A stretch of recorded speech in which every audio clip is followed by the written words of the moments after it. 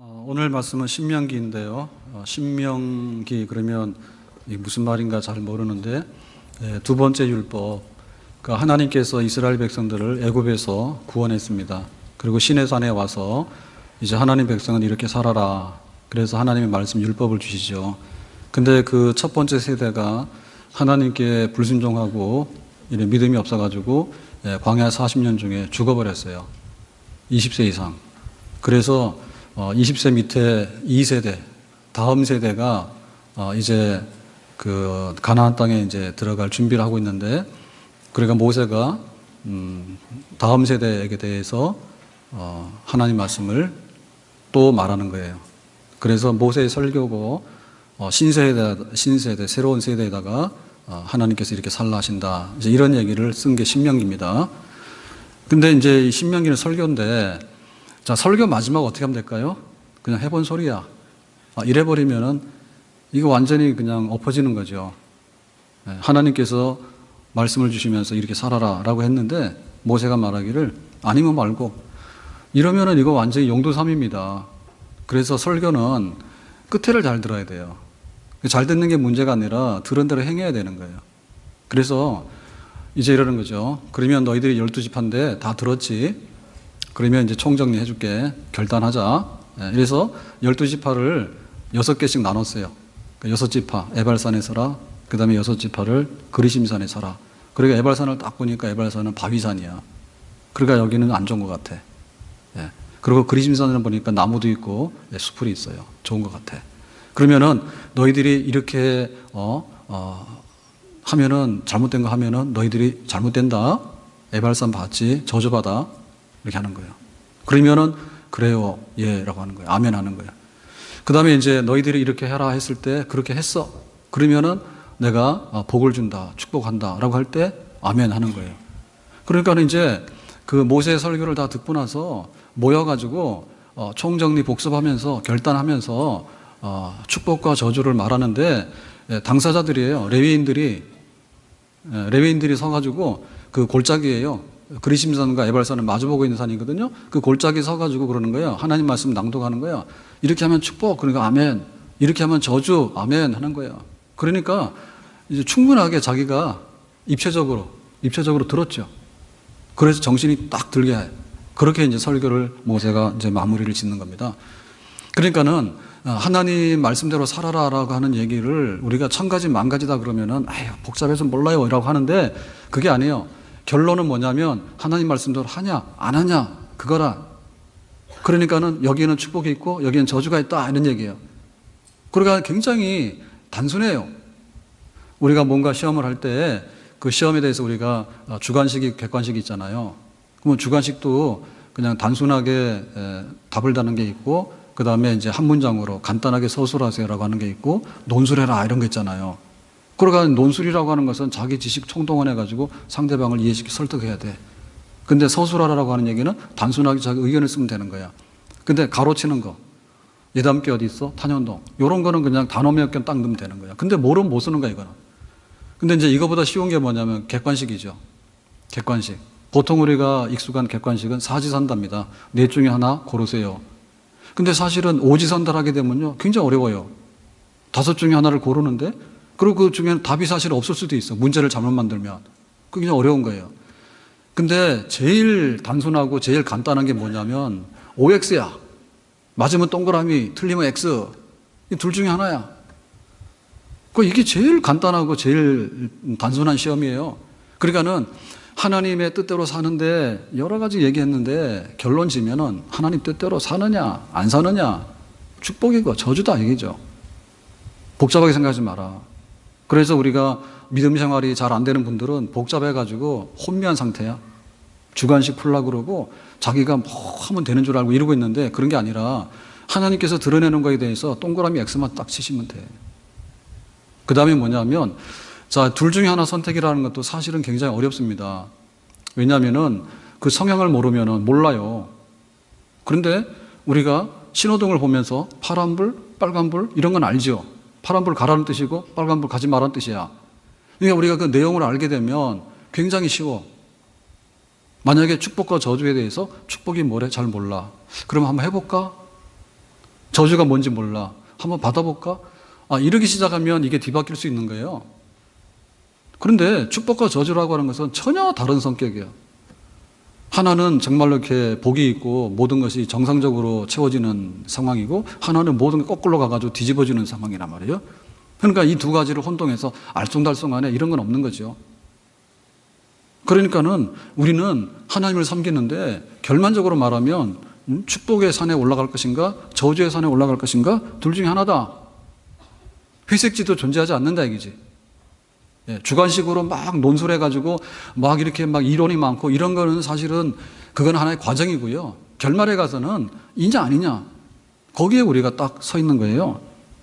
양다리에 걸치면 안 되고 두 마음을 품으면 안 되고 그 다음에 소홀히 여기면 안 돼요. 알바는 아니에요. 우리 청년들이 굉장히 고달픕니다. 그게 어디서 나타나냐면 여름에 수련회를 가자 그러면 청년들은 수련회를 잘 못 가요. 왜 그러냐면 알바해야 된대. 알바는 휴가가 없다 하더라고. 알바는. 그래 정규직은 휴가가 있어요.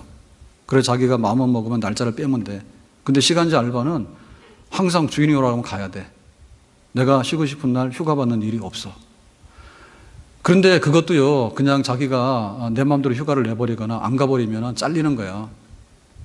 그러니까 우리의 신앙생활을 알바보다도 못하게 여기면은 그거는 아주 전혀 다르게 결과가 나옵니다.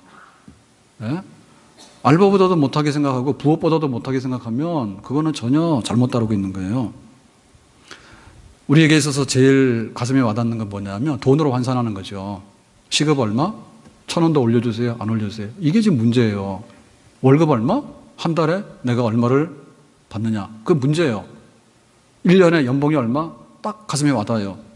내가 사업을 하는데 수익이 200%, 300%인지 아니면 마이너스 되는지 가슴에 와닿아요.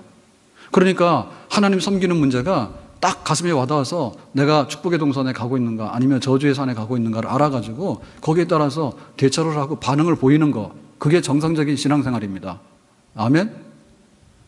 결국에는 선택의 여지는 없다겠죠. 선택의 여지는. 하나님 편에 쓸 것인가 아니면 꾸역꾸역 반대편에 쓸 것인가, 결과로 인해서 하나님께서 보장해 주는 축복의 산에 쓸 것인가 아니면 경고한 대로 험한 저주의 산에 올라갈 것인가. 우리가 이 생각을 하게 되면 신앙생활 정신을 딱 차리고 바로 할 수 있겠죠.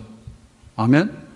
자, 그러면은 하나님께서 어떻게 이거를 판단할 것인가라고 할 때 그거는 하나님의 법입니다.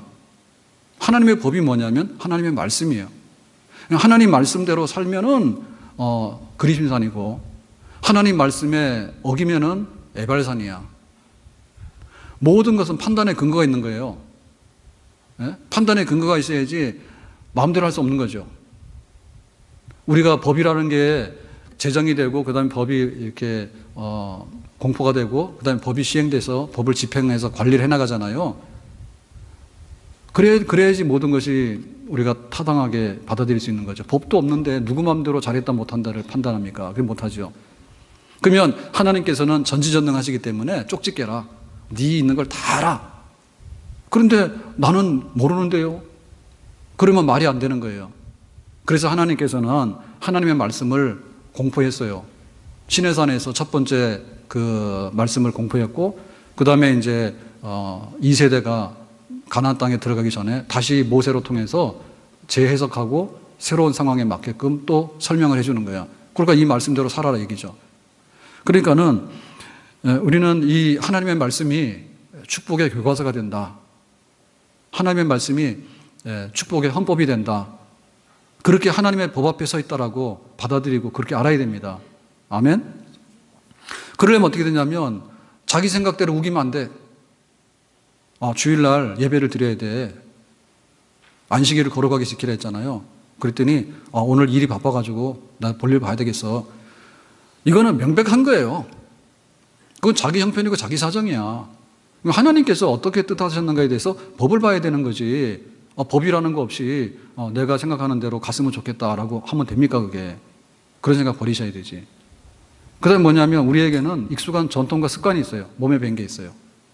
내가 하던 대로 하는데 우리가 통행할 때도 보면 한때는 막 자치 통행하라고 많이 했다고 일본 사람들이 그 잔재로 인해 가지고. 근데 지금 뭐죠?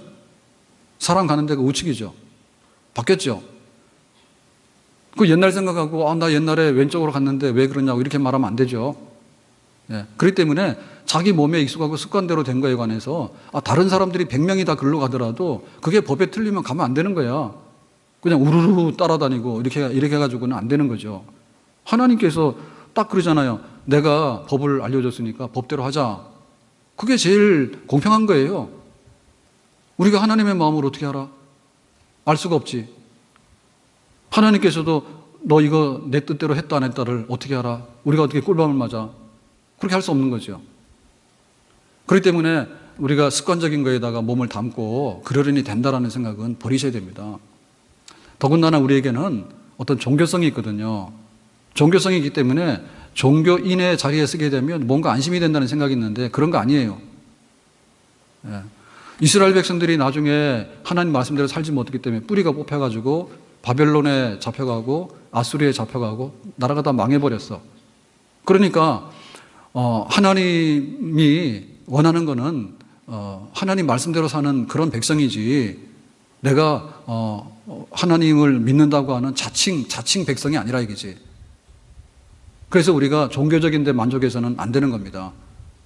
내가 종교 생활에 만족한다 해서 되는 게 아니에요. 왜냐하면은 우리가 예배를 드리더라도 정말 더운 여름에 아니면 어제 잠도 잘 못 잤어. 근데도 그냥 정성스럽게 해가지고 예배를 드리고 하나님 옆에 찬양하고 또 물질로 섬기고 이렇게 하는 그런 예배가 있는가 하면 그냥 아무 마음에도 없는데 그냥 억지로 와가지고 불만스러워가지고 앉아있는 거하고는 전혀 다르죠. 행위는 똑같지만 그 속에 있는 내용은 전혀 다른 거예요. 하나님 그거 아셔요. 그 때문에 우리가 그냥 나는 교인이라고 하는 것 때문에 똑같은 동급이다라고 생각하시면 안 된다 얘기지. 동급이 아니란 얘기지. 학생이 학교 가서 공부를 하는데 열심히 학습에 대한 그런 목표가 있고 성취 동기가 있어서 공부하는 학생하고 그냥 가방만 들고 왔다 갔다 하는 학생하고는 성적표가 달라요. 그러니까 우리가 종교인이 되는 게 아니라 하나님의 말씀 앞에서 어떻게 살아가는 백성이 되는가, 거기에 모든 판단 기준이 달려있다는 겁니다. 그리고 우리는 굉장히 어떤 신비로운 데 있어서 관심이 많거든요. 신비로운 거. 그래서 뭐 복권 사러 가는 사람이 악몽을 꾸면은 복권 안 사겠죠. 세상 사람들 말로는 돼지 꿈을 꾸면은 복권 사러 가겠죠. 그러니까 우리도 그런 구석이 있다니까요. 뭔가 신비로운 그런 현상이나 어떤 신비로운 어떤 징조가 보이면 그거다라고 해가지고 그거를 붙들고 싶은 그런 마음이 있어요. 여행이 뭔가가 오고 싶은 마음.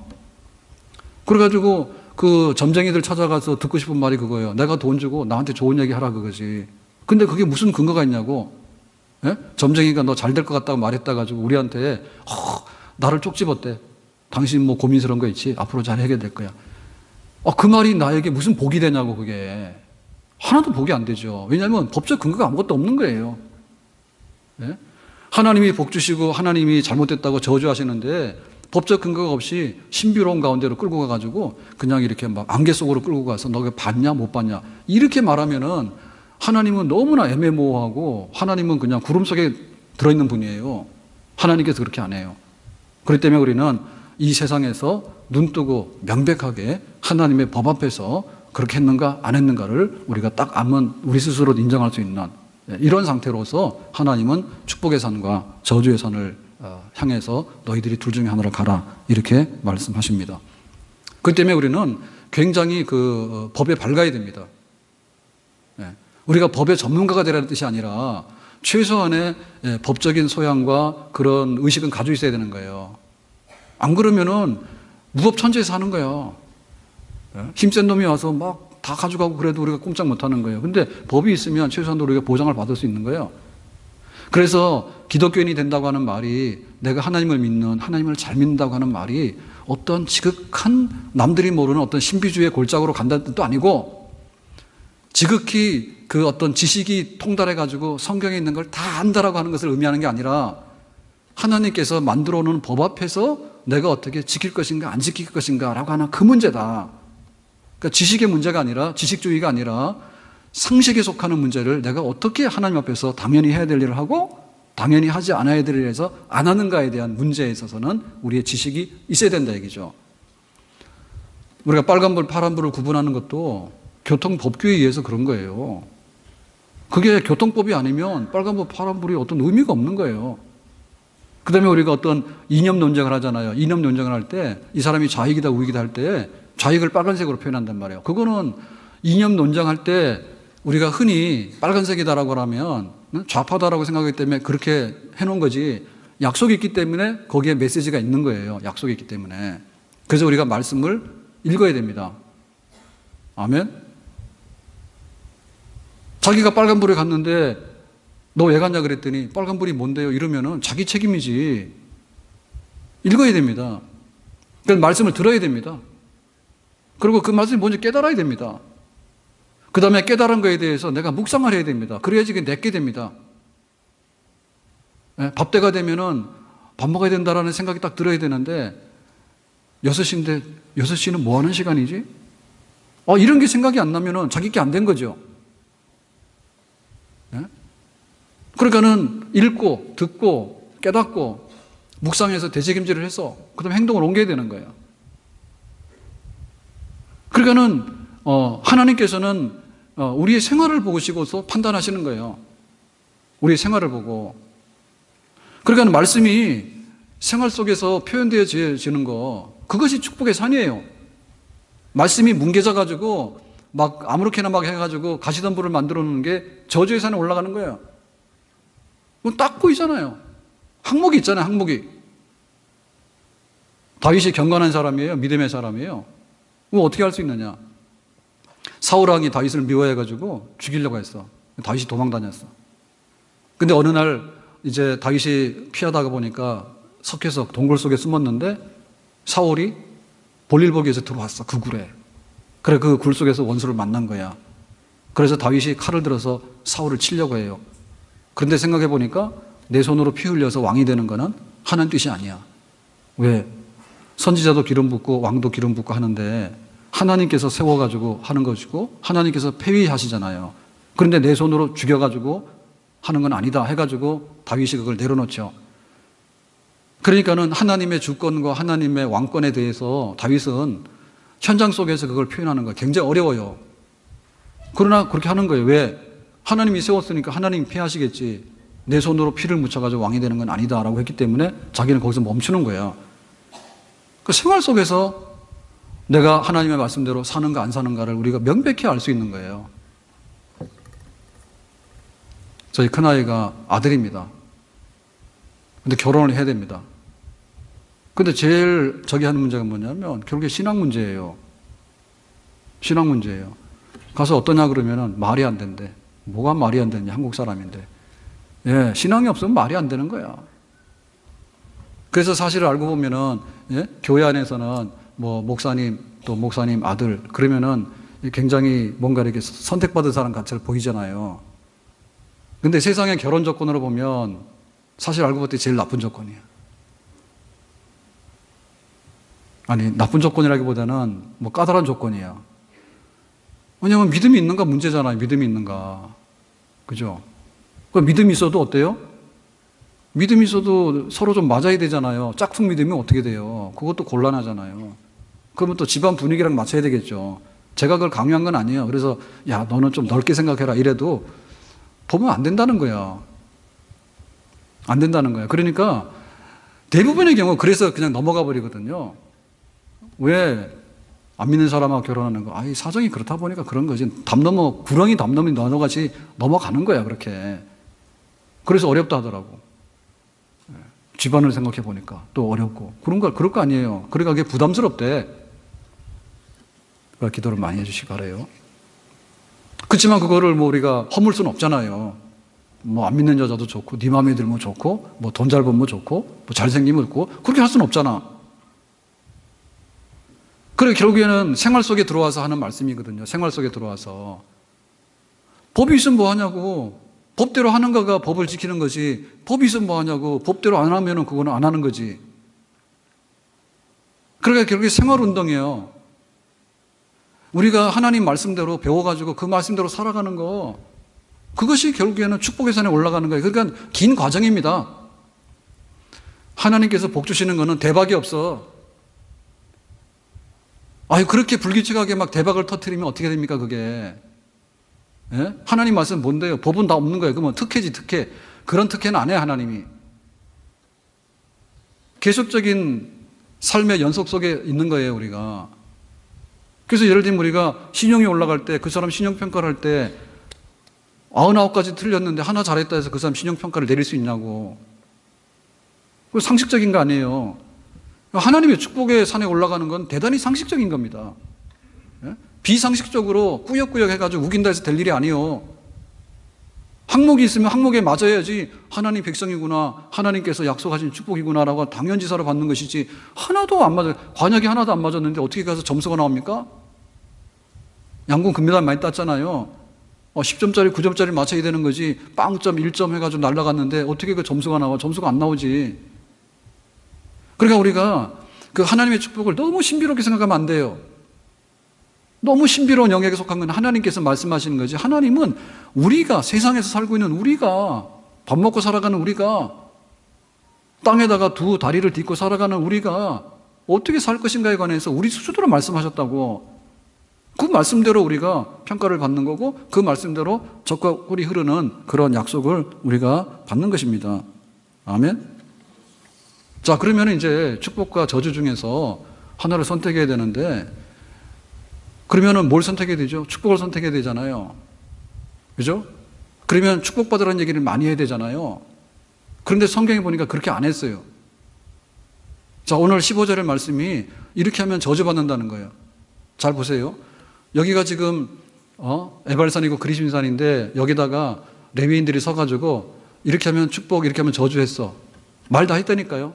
그러니까는 이렇게 하면 저주받는다는 말도 했고 이렇게 하면 축복받는다는 말도 했어. 근데 성경에서는 뭐냐면 다 쓸 수가 없잖아요. 성경에서는 중요한 것만 기록할 거 아니에요. 그랬더니 축복의 말은, 이렇게 하면 축복받는다는 말은 생략하고 이렇게 하면 저주받는다는 말을 쓰는 거예요. 이상하죠? 자, 우리는 하나님을 믿어서 뭐를 받고 싶으면 축복을 받고 싶대. 그러면 두 번째 묻는 거예요. 무슨 복을 받고 싶어? 축복을 받고 싶어. 10번 물어도 다 축복을 받고 싶대. 그게 우리의 심정이요. 교회 다니면 좋은 일이 있어야 돼. 또 물으면 교회 다니면 좋은 일이 있어야 돼. 우리는 끝까지 내 인생의 모든 것은 축복이 좌우한다고 생각해요. 내 인생의 모든 것은 축복이 좌우한다. 그래서 내가 건강의 복을 받고 물질의 복을 받고 무슨 복을 받아서 그 복이 채워져야지 내 인생이 산다라는 생각을 해. 근데 그것이 과연 맞을까? 여러분, 세상에 우리가 이렇게 살아가는 데 있어서 제일 중요한 건 뭐죠? 우리 인생의 무대에서 퇴장당하는 게 제일 안 되는 일이야. 다시 말하면 죽는 게 제일 안 되는 일이야. 안 죽으면 살아. 사는 데 있어서 내가 제일 멋있게 살고 화려하게 사는 것이 문제가 아니라 죽어버리면 끝나는 거야. 우리 청년들한테 얘기를 많이 하는데요. 믿음 안에서 결혼해라는 얘기 수도 없이 많이 하고요. 그 다음에 뭐냐면 흠 없는 거를 결혼해라 얘기야. 흠 없는 거를. 그러니까 내가 상대방에게 좋은 조건이 있는데 결혼하다 보면 주고받잖아요. 내가 좋은 조건, 네가 좋은 조건이 있는데 좋은 조건은 받아들이고 약점은 서로 이렇게 없는 걸로 하고 이렇게 하는데, 사실상에 있어서 제일 훌륭한 결혼은 뭐냐면 약점이 없는 결혼이 제일 훌륭한 결혼입니다. 약점이 없는 결혼이 제일 훌륭한 결혼이에요. 그 사람이 9가지 좋은 장점이 있는데 1가지 안 좋은 점이 있어. 그러면 결혼 생활을 망치는 건 9가지 좋은 조건이 그 사람을 복되게 하는 게 아니라 안 되는 1가지가 9가지 좋은 조건 다 잡아먹는 거예요. 실제로 스타들이 결혼하잖아. 그러면은 투스타가 돼야 되잖아. 그런 일이 있어요? 없어요. 1가지 뭐가 잘못된 것 때문에 둘 다 망하는 거예요. 우리 아들이 군대를 간다고요. 그러면 야, 너 군대 가서 몸도 건강하게 해오고 좋은 사람도 사귀고 좀 남자답게 해오고 책도 많이 읽고 오고 군대 가가지고 좀 식견도 넓히고 오고 철 들어서 오라. 이런 얘기를 할 수 있어요. 근데 덤으로 하는 거예요. 덤으로. 진짜 중요한 건 뭐냐면 전쟁이 안 나야 돼. 아들이 군인 돼서 군대 가잖아요. 우리가 징집이잖아요. 자기 의사랑 상관없이 다 가야 되는 거 아니에요. 전쟁이 안 나야 되는 게 제일 중요한 거예요. 그 다음에 뭐냐면 네가 몸을 보존하고 와야 돼. 아니 군대 가가지고 자격증 따고 책 읽어보면 뭐하냐고. 팔다리 다 끊어져 왔는데. 예? 전쟁이 안 나야 되는 거고 다치면 안 되는 거예요. 군대 생활 훌륭하게 하는 거는 몸 안 다치고 오는 게 훌륭하게 하는 거지, 와서 군대 가가지고 몸짱 만들어 오고 밥 먹고 와가지고 내가 건강 체질을 왔다고 그게 뭐가 그렇게 중요하냐고. 편하게 하고 오는 게 뭐가 중요하냐고. 그러니까는 안 일어나야 되는 일에 관해서 우선순위가 있는 거다 그 말이에요. 그러니까 우리가 하나님 앞에 복 받기 위해서 믿냐 저주 안 받기 위해서 믿냐라고 할 때 저주 안 받기 위해서 믿는 게 더 먼저입니다. 아멘? 저주 안 받기 위해서 믿는 게 먼저예요. 그걸 뒤집으면 안 돼요. 그러니까는 복을 못 받는 거예요. 우리가 편하게 생각하면 이런 거거든요. 내가 건강하려면 보약을 지어 먹어야 된대. 보약을 아무리 달고 먹는다 하더라도 건강하냐고. 가가지고 술 먹고 마약하고 엉뚱한 짓 해버리면은 보약이 상관이 없다니까. 그러니까 그런 거 아니면 안 되는, 뭐 바카스, 그 다음에 뭐 바카스가 뭐 그렇다는 건 아니고, 우리가 그런 거 있잖아요. 뭐 술 먹고 피곤하면은 뭐 이렇게 그런 거 숙취 푸는 거, 뭐 피곤하니까 뭐 당신 바카스 먹으라는데, 일단 간에 피곤하지 않는 게 중요한 거지. 피곤한 다음에 바카스 먹을 소용없어. 예? 그래서 신앙생활이 미지근한 거예요. 아직도 경계선을 못 넘어가는 거예요. 우리 아이들 키우면서 제일 중요한 거는 안전사고가 안 나야 되는 겁니다. 애들이 젓가락 들고 가서 전기 코드에다 갖다가 대는데 어떻게 하냐고 그거를. 그러니까 부모가 따라야 되는 이유는 그거예요. 야, 네가 영재니까 막 혀를 찢어가지고 영어를 배우는 게 중요한 게 아니라, 전기 코드에다 전기 같은 거 찌르면 안 되지. 그리고 재미 삼아가지고 높은 데서 뛰어내리잖아요. 배트맨 그러다가 창문 열어놓고 막 10층에서 뛰어내리잖아. 그런 거 하면 안 되잖아. 그래서 부모가 있는 거지. 그런 일이 일어나면 안 된다니까요. 자동차를 샀어. 그랬을 때 내가 이 차로 내가 사업도 잘하고 이 차로 여행도 잘 다니고 잘했으면 좋겠다고 하는데, 그렇게 합니까? 솔직히 말해서 이 차를 운전하고 가는 동안에 사고 안 났으면 차를 제일 잘 이용하는 거예요. 아멘? 이게 안 되면 10번 샀다가도 다 뒤집어진다니까요. 그래서 왜 우리 신앙생활이 이렇게 됐을까? 너무나 아전인수라. 복 받기를 원한다는데, 복 받는 것의 반대는 뭔데? 반대가 안 일어나야지 복을 받는 거예요. 그러니까 우리가 하나님 섬기는 게 너무나 비현실적으로 오른손은 있는데 왼손이 없는 거야. 그런 균형을 잃어버렸단 말입니다. 균형을 잃어버렸답니다. 그러면 왜 이렇게 하나님께서 축복받는 얘기를 많이 쓰지 저주받는 얘기를 많이 썼냐고. 그러면 지금 27장에서도 그러거든요. 축복과 저주를 분명히 말했는데 저주받는 12가지 조건을 말합니다. 축복받는 얘기는 안 하고, 그 다음에 28장으로 가면 그 유명한 축복장이에요. 다음 장이. 신명기 28장은 축복장이라고 다 알고 있거든요. 근데 그건 모르시는 말씀이야. 신명기 28장이 1절에서 68절까지예요. 근데 1절에서 14절까지가 축복이야. 15절부터 68절까지가 저주야. 저주가 한 3배는 더 많아. 우리가 알고 있잖아요. 들어오며 나가며 떡반죽 그릇이 복을 받고 꼴이 되지 않고 머리 될 것이며 성읍에서나 들에서나 그랬잖아요. 축복받는다고. 근데 저주 가면요 완전히 뒤집어서 말해요. 들어오나 나가나 저주를 받을 것이고 앉으나서나 저주를 받을 것이고 원수들이 한 길로 왔는데 우리가 7길로 도망갈 것이고, 완전히 거꾸로 얘기를 합니다. 그것뿐만이 아니라 그 저주받는 일에 관해서 세부적인 상황들을요 계속해서 68절까지 정말 귀가 따갑도록 계속해서 얘기하는 거예요. 너무할 정도로. 그러니까 신명기 28장은 축복의 장에 대해서는 조금을 말하고 저주의 장에 대해서는 엄청나게 많이 말하는 거예요. 그래서 우리가 균형 감각을 알아야 됩니다. 균형 감각을. 자동차가 아무리 좋은 자동차가 가속 페달을 밟으면 가는 자동차가 중요한 게 아니라 쓸 때 쓰는 자동차가 중요한 것이지, 앞으로 갈 줄만 알았는데 쓸 줄은 모르는 거예요. 그 차는 뭐예요? 폐차예요, 폐차. 그래서 우리가 은혜를 받으려면 안 되는 것부터 정립이 돼야 돼. 내 인생에 안 되는 게 뭐고 하나님께서 나에게 원치 않는 일이 뭔가에 대해서 1, 2, 3이 생각이 안 나면 다른 거는 말할 것도 없는 거예요. 어떻게 이거를 무시하고 우리가 축복을 담을 수 있냐. 그릇이 깨졌고 이 주머니가 터져 있는데 갖다가 돈 넣으면 돈 술술 새죠. 우리가 자본주의 사회에 살고 있는데요, 우리가 여기서 가장 맹점은 뭐냐면 풍요롭고 자유로운 게 있는데요, 뭐냐면 이게 주머니 터진다는 게 문제예요. 자본주의 사회는. 네? 그러니까 우리는 거예요. 내 수입이 조금만 더 올라가면, 내가 월급이 조금만 더 올라가면, 내 연봉이 조금만 더 올라가면, 내가 집 한 채를 하나만 더 사기만 하면 우리는 거기다 목숨을 거는 거예요. 근데 문제는 뭐냐면 지출이 너무 많아. 그게 함정이에요. 왜냐하면 우리가 소비를 해줘야지 생산하기 때문에 우리 경제가 돌아가는 건 맞아요. 그렇지만은 돌아가는데 누구를 위해서 경제가 돌아가냐고 지금. 나를 위해서 돌아가야 되잖아. 나를 위해서. 집도 빚이고 자동차도 빚이고 카드 쓰는 것도 먹는 것도 빚이고 전부 다 빚더미 속에 살고 있는 거예요. 그러면서 그러는 거예요. 자꾸만 수입 타령을 하는 거예요. 수입 타령하는 게 아니라 지출이 문제예요. 지출을 일단 간에 규모를 파악을 해야 되잖아요, 자기가. 그래서 지리산 행복학교에 가면은 1년에 500만 원 가지고 사는 사람들, 그리고 지리산 시인 이런 분들 보면은 자기 200만 원인가 100만 원 가지고 2년 3년을 살았대잖아. 처음에 지리산 가서 적응하는데 빈집에 가서 주인한테 허락받아서 살고 이런 식으로 살았대잖아. 그러니까 우리에게도 그런 게 좀 있어야 되거든요. 지출은 말하지 마라. 수입만 말하자. 하나님이 축복을 주시는데 저주에서 빠져나가는 것에 대해서 막을 방법이 없으면은 축복 받을 필요도 없는 거고, 받아봐야 그거는 막아낼 수가 없는 겁니다. 그래서 우리가 다시 한번 하나님 앞에 우리가 하나님께서 우리를 구원해 주셨어요. 그러면 구원받은 백성으로서 어떻게 살아야 될 것인가에 관해서는 안 되는 것부터가 정립이 된 다음에 되는 쪽을 하나하나 만들어 나갈 때 거기에 진정한 축복의 산으로 올라갈 수 있는 아름다운 결과가 있는 줄로 믿습니다. 우리가 성경이라고 얘기를 하게 되면 사실은 성경이라는 것은 생명이라는 말인데요. 바이오, 바이블 그럴 때 바이오, 생명이라는 말인데 사실 생명이라는 말은 성경에 대해서 중요한 것을 말해주는 게 아니에요. 오히려 구약 성경, 신약 성경, 구약 신약이라고 하는 말이 더 중요한 거예요. 언약서라는 게 더 중요한 거예요.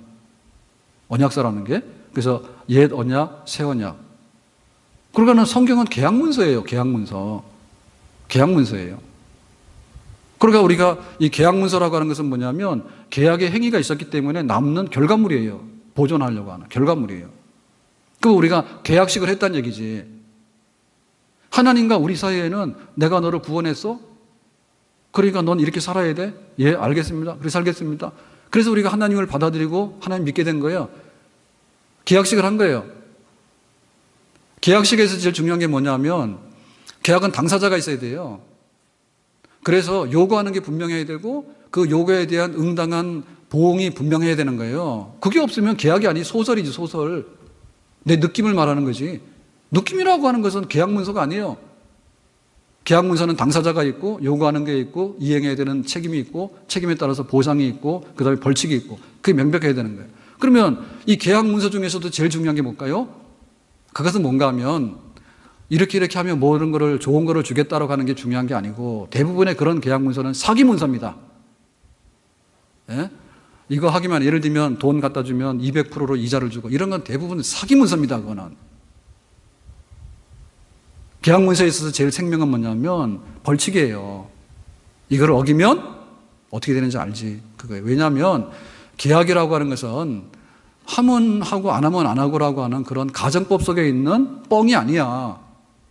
그러니까 이거는 이행의 여부에 있어서 약속을 하는 거니까 이행을 하느냐 안 하느냐가 생명이야. 계약이라고 하는 것은.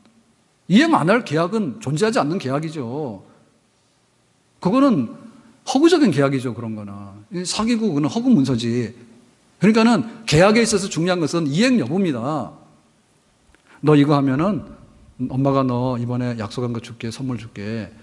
그 선물이 1,000원짜리라도 이행 여부가 문제예요. 꼭 안 할 거를 뭐하러 계약을 합니까? 그런 건 존재하지 않아요. 그래서 이 계약문서의 생명은 뭐냐면 이거를 지키지 못할 때 뭐냐라고 하는 것이 제일 중요한 거예요. 왜냐하면 그래야지 지키기 때문에. 그래 지키기 때문에 벌칙이 제일 중요한 계약문서의 요건입니다. 만약에 이 계약을 파기할 때는 어떻게 되는지 알지 이거예요. 그러면 예수님께서 십자가에 죽으셨어. 그럴 때 예수님께서 피 흘려 죽으셨는데 그건 계약이에요. 우리의 죄를 갚아주는 계약이 예수님께서 피 흘려 죽으시는 거예요. 만약에 예수님께서 십자가에서 땀을 흘렸어. 여러분 땀 흘린다 해가지고 사람이 죽고 사는 건 아니에요. 피를 흘리면 죽고 살아요.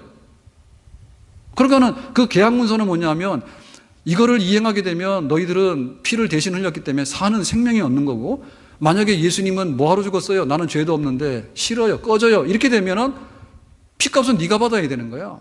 우리 죽는 거예요. 그래서 예수님의 십자가라고 하는 것도 믿으면 구원받고 안 믿어도 괜찮아요. 그게 아니라니까. 믿으면 네 생명이 사는 거고 믿지 않고 거부해서 걷어차버리면 네 생명이 죽는 거야. 그 계약이에요.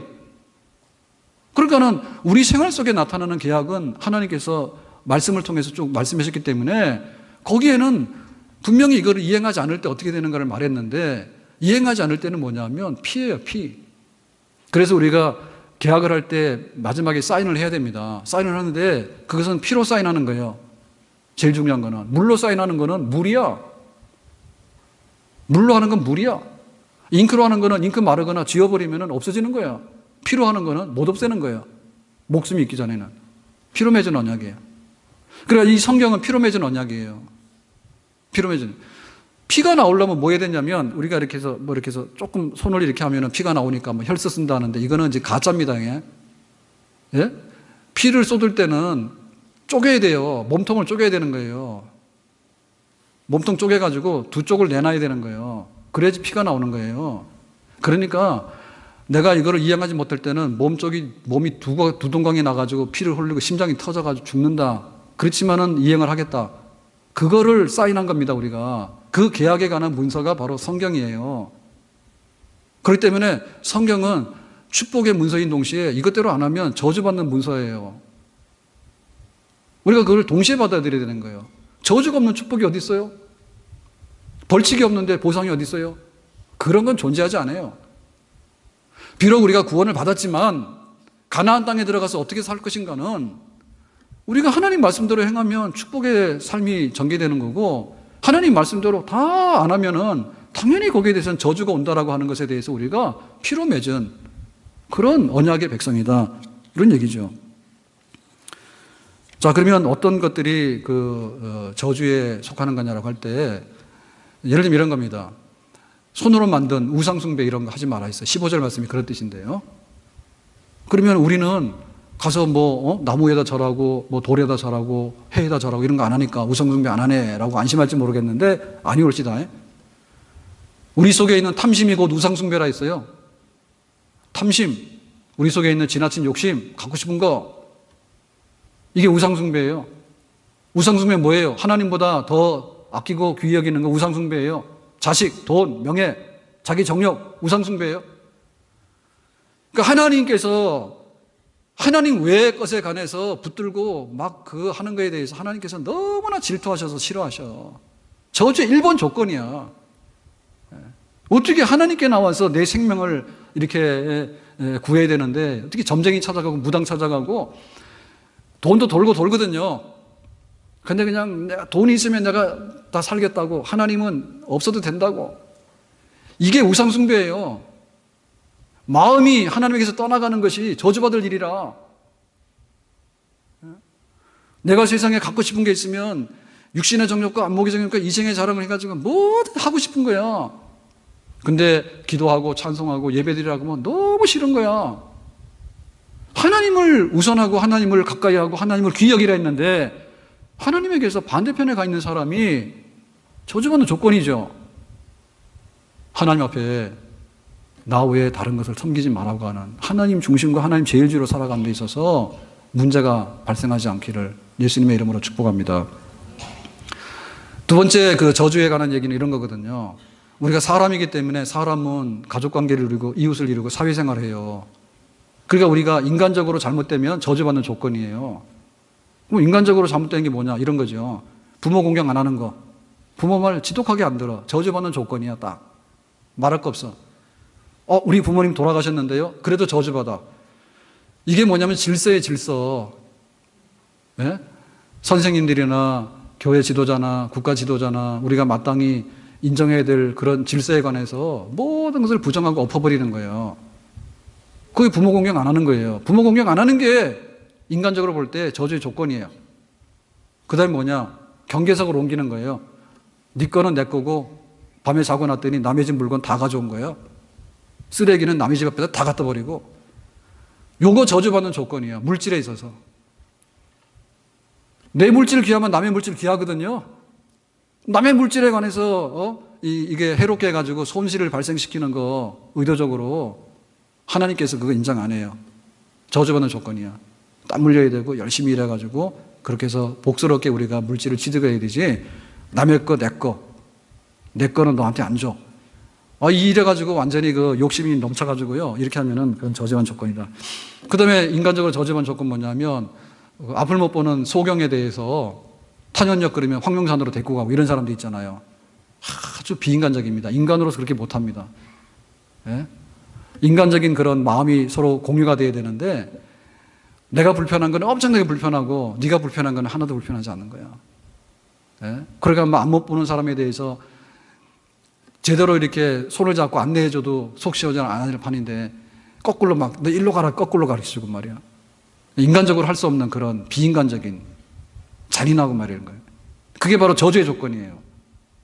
그 다음에 고아나 과부나 나그네에 대해서요, 아주 그냥 모가지 비틀어가지고 법정에 끌고 가가지고 엉터리 재판해가지고 그 사람 등까지 베끼는 거. 갑질. 하나님 공의롭거든요. 하나님 공의로워요. 판단을 잘 이렇게 하시는 분인데, 인간의 권력이나 자기 어떤 걸 가지고 억지로 해가지고 막 뒤집어 씌워가지고 남의 등까지 뺏기고 하는 일. 예? 짐승같이 잡아먹으려 하는 일. 이런 거. 이게 우리가 사람 살아가는 세상에서 일어나서는 안 되는 일인데 이런 일이 일어난다고. 그러니까 보면 우리가 세상에 복이 없다고 하는 얘기가 결국 이 얘기예요. 가진 사람 재벌이 갑질하거나 아니면은 정말 약한 사람에 대해서 그냥 막 구덩이다 집어넣어가지고 그냥 그 사람들 눈물 빼게 하거나 그런 일을 막 하잖아요. 남의 재산 손대고 자기는 일도 안 했는데 갖다 얻으려 하거나 그런 걸 하기 때문에 그런 일들이 쌓여가지고 저주가 쌓이는 거예요. 잘못된 일이 쌓이는 거예요. 그 다음에 저주받는 일의 핵심 뭐냐면 나 자신에게 행하는 범죄예요. 나 자신에게 행하는 범죄의 전형적인 것이 뭐냐면 성적 범죄야. 성적인 욕망을 느끼는 것도 나요. 성적인 것을 잘못 해결하는 것도 나요. 성적인 범죄가 발생하는 현장도 내 몸에서 일어나는 거예요. 바깥에서 일어나는 게 아니에요. 그래서 지금 보면 우리가 왜 세상에 안 되는 일이 발생하냐 할 때 성적 문란과 이 범죄를 보면 이 세상에 얼마나 저주가 넘쳤는지 알고 있어요. 성적으로 자기 조절이 안 되고 통제 안 되는 사람이 행복하게 살 수가 없어요. 그게 만족이 안 되는데 어디 가서 행복을 찾습니까 지금. 성적으로 범죄를 저지르는 가정이 순결하고 온전하게 평화로운 가정이 있을 수가 없어요.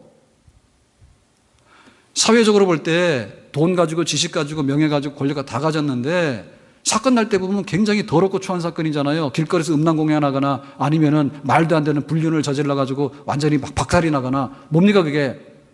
자기 안에서 일어난 일이 자기 안에서 일어난 일. 내 스스로 내가 만들어서 내가 엎어져 가지고 저지른 일이야. 가다 강도 만난 게 아니에요. 이런 일에 관해서 성경은 말하기를 이렇게 하면은 저주를 받을 테니 그렇게 하지 마라. 그렇게 하지 마라. 말로만 하는 게 아니라 문서로 남겨가지고 너희들이 참고해서 정말 이런 길로 가지 말도록 신신당부하는 것이 바로 모세의 설교였습니다.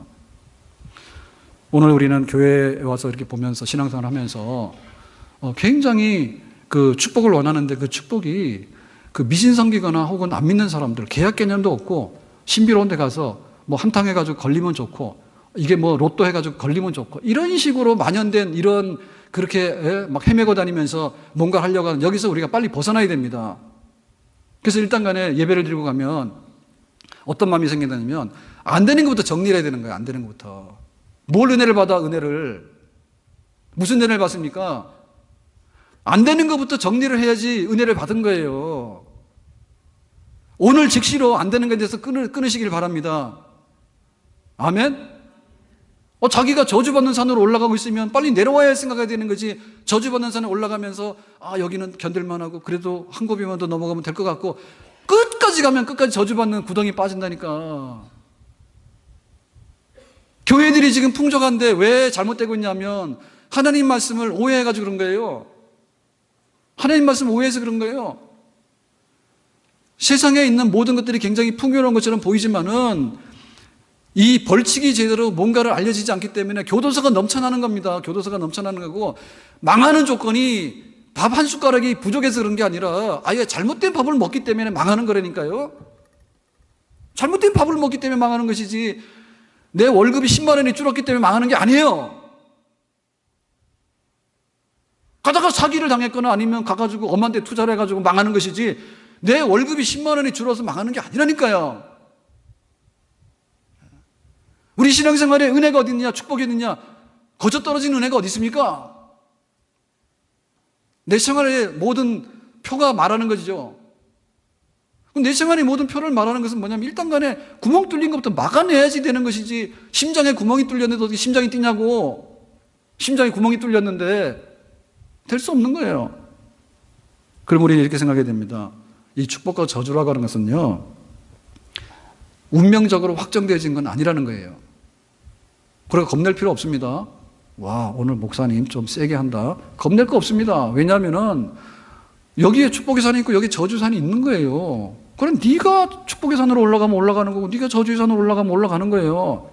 하나님이 구원을 시켜놨지만은 이스라엘 백성들은 그렇게 자기가 살아야 되는 거잖아요. 무슨 로봇입니까? 로봇이에요? 프로그램 해가지고 앉으라서 그것만 계속 하면은 무슨 재미로 살아요, 그거를. 커피도 마시고 때로는 일도 하고 때로는 영화도 보고 이렇게 하는 거 아니에요. 하나님께서는 이거를 이 가능성으로 말하는 겁니다. 가능성. 예언적인 성격입니다. 예언적인 성격. 그렇게 되라고 하는 게 아니에요. 그러니까 저주하는 게 아니에요. 경고해가지고 그럴 가능성이 있으니 그런 가능성은 우리가 원하는 거는 100% 현실로 축복이 되게 하고, 일어나서는 안 되는 일에 관해서는 현실로 그런 일이 절대 일어나지 않도록 가능성을 현실로, 저주가 안 되도록 하고 축복은 되도록 하고, 거기에 우리가 운명이라는 생각으로 뭔가 자동으로 뭐가 되겠지, 저절로 되겠지라고 하는 생각하지 말고 그 가능성이 현실로 되는 데 있어서 우리가 눈을 뜨고 축복은 지켜나가고 저주는 그런 가능성이 일어나지 않도록 하는, 거기에 우리가 충실하게 임해야 될 줄로 믿습니다. 그리고 이 가능성이 현실로 바뀌어지는 것은요, 규칙이 있다 했죠. 규칙. 그게 바로 조건입니다. 하나님 말씀대로라고 하는 조건, 순종이라는 조건과 하나님 말씀대로 어기고 나가는 조건이에요. 그러니까 우리가 안전한 거예요. 우리가 두려워할 거 없는 거예요. 예? 그리고 세상의 법이라고 하는 것은 정말로 복잡합니다. 세상의 법은. 근데 하나님 말씀에 보면 너무 단순하고 너무나 쉬워요. 십계명 노고 그거 이해 못할 사람이 없어요. 다 알아요. 그러니까는 어떻게 내가 조건을 이행할 것인가에 관해서 우리는 운명론에 빠져서 안 되지만 또한 기복주의에 빠져서는 안 됩니다. 팔이 안으로 굽어가지고 자기는 하나도 안 했는데 가서 했다고. 화장실 같은 데 보면 그러잖아요. 화장실 관리 어떻게 했냐면은 그냥 관리하라고 하면 못 하거든요. 잘 까먹을 때도 있고 잊어먹을 때도 있고 자기 마음대로 하니까. 그렇기 때문에 뭐 휴지는 갖다 놨습니까? 아니면 그날 와서 뭘 했습니까? 이런 거 항목을 해놓으면 일하는 데 편하잖아요. 조건 이행에 우리가 충실하면 되는 거예요. 겁먹을 필요 없는 거예요. 그리고 조건 이행 하나도 안 하면서 나에게 축복이 오기를 기다리는 것은 정말로 어리석고 이거는 폐역한 일이에요. 폐역한 일이에요. 그러니까는 운명도 아니고 정말 너무나 복잡하거나 너무 신비롭기 때문에 헤매고 다니고 못할 일도 아니라 눈에 보이는 대로 똑똑하게 내가 한 가지 조건을 이행해 나가면 되는 그런 삶이 우리 앞에 놓여 있기 때문에 우리가 선택을 하라 얘기죠. 자, 마지막으로 우리는 이 말씀을 보면서 한편에서는요, 감동을 받고 한편에 충격받아야 됩니다. 그러니까 축복에 대해서는 감동을 받아야 되고 저주에 대해서는 충격을 받아야 돼. 그러니까 이것도 저것도 아닌 것은 잘못된 거야. 축복받는 것에 관해서 우리가 감동을 받아야 돼. 와, 그런 축복이 얼마나 달콤하고 얼마나 귀한 것인지. 정말 하나님께서 어떻게 그렇게 나에게 주셨을까? 놀랍단 말이야. 그러니까 나는 정말 사슴이 시냇물 찾는 것처럼 신앙생활 하면서 우리가 그냥 너무 이렇게 나태하고 되든 안 되든 그냥 대충 하잖아요. 어떻게 내가 월급이 올라가고 사업에 자기 수익이 막 100%씩 올라가는데 당연하다 그런 생각 누가 있습니까? 학생이 성적이 팍팍 올라가는데 당연한 게 어디 있어? 불 켜고 할 거 아니에요. 그러니까 우리가 축복이라고 하는 것은 약속이거든요. 그러니까 이르는 과정에 있어서 내가 하나님 앞에서 이렇게 살라고 하는 것에 대해서 점검표를 만들고 그렇게 이행하고 그렇게 살아가는 것에 대해서 너무 감동을 받아야 되는 거예요. 예? 주일 예배를 드려야 돼. 주일 예배를 온전히 드려야 돼. 하나님 앞에서 나를 헌신하고 내놔야 돼. 하겠다고. 왜냐하면 결과는 축복이기 때문에. 아멘. 밥상 차려놨더니 밥맛이 없어가지고 다이어트 한다고 숟가락도 안 드는 거예요. 이거는 안 되는 거예요. 네? 어떻게 하나님께서 우리에게 약속하신 축복이 있는데 축복의 동산에 올라가라니까 황룡산 보듯이 합니까? 꼭 가도 그만이고 안 가도 그만이고 그런 게 아니니. 축복의 동산에 우리 자손 천대에 이르러서 우리가 올라가야 되잖아요. 아멘? 정말 한 걸음이 아쉬운 거예요. 내가 하나 하는 게 아쉬운 거예요. 그러니까 오늘 소자아이에게 물 한 것을 주면 되는데 그걸 내가 못 줘서 너무 안타까워. 그래야 되는 겁니다. 예? 그러니까 한 걸음이 축복이라면 한 걸음이 너무 소중한 거. 아이스크림을 적당히 먹어야 되는데 저도 그래요. 더워가지고 냉커피를 안 마시다가 이번 주에 막 몇 잔 먹었거든요. 첫날 괜찮더라고. 그래서 괜찮다. 근데 이틀 때도 괜찮은데 3일째 되니까 배가 아프더라고. 그러니까 이게 얼음 때문에 그런지 커피 때문에 그런지 모르겠는데 제가 위가 별로 안 좋거든요. 하여튼 간에 좀 안 좋아. 그러니까 한 걸음이야. 아이스크림을 먹긴 먹어야 되는데 너무 빨리 먹어도 맛 모르고 너무 천천히 먹으면 물대는 거야. 적당히 맞춰서 한순간에 놓치면 안 돼. 그러니까는 교회 와서 신앙생활하고 바깥에 나가서 우리가 하나님 섬기는 백성으로서 정말 떨어지는 게 축복입니다. 정주영 회장이 그랬대잖아요. 사람들이 정말 한심하다고 길거리 떨어지는 게 돈이라고 내가 볼 때는. 그래서 돈 엄청 주셨잖아. 떨어진 게 돈이라고. 사업가 눈에 볼 때는. 그러니까 우리가 볼 때는 하나님 말씀대로 사는 게 다 구분이 돼가지고 그렇게 막 살면은 떨어지는 게 복이야. 그러니까 막 내 생활이 신이 나는 거야, 막. 힘든 게 하나도 없어. 공부하면 성적이 올라가고 결과가 나오니까. 우리에게 그런 하나님의 축복에 대해서 정말 감동을 받아서 놓치기 아까운 그런 열렬한 마음이 있어야 될 줄로 믿습니다. 근데 이제 이것보다도 오늘 더 중요한 게 뭐냐면 저주에 대한 충격받으라는 얘기예요. 아직도 충격 안 받으신 분들은 충격 받으셔야 돼. 뻗어 깨야 돼. 오늘도 주무시고 있는 분들은 진짜 안 되는 분이야. 제가 어제 새벽에 좀 실수를 했어요. 어제 토요일이잖아요. 토요일에 제가 새벽 기도 인도 안 하거든요. 근데 자다가 깼는데 딱 무의식적으로 무슨 시간을 보잖아요. 깨면은 새벽 기도 나오다 보니까 4시 55분이야. 그래서 내가 왜 이렇게 잠을 오래 잤을까? 이해가 안 가는 거야. 5시 새벽 기도니까. 그래가지고는 빨떡 일어났어. 딱 보니까 가기도 그렇고 안 가기도 그래. 그래서 좀 망설이다가 그래도 가보기는 가봐야지 해가지고는 급하게 이제 막 옷을 입고는 지하실 주차장 뛰어내려가서 그 가는 동안에 생각을 했죠. 이걸 어떻게 처리해야 되지?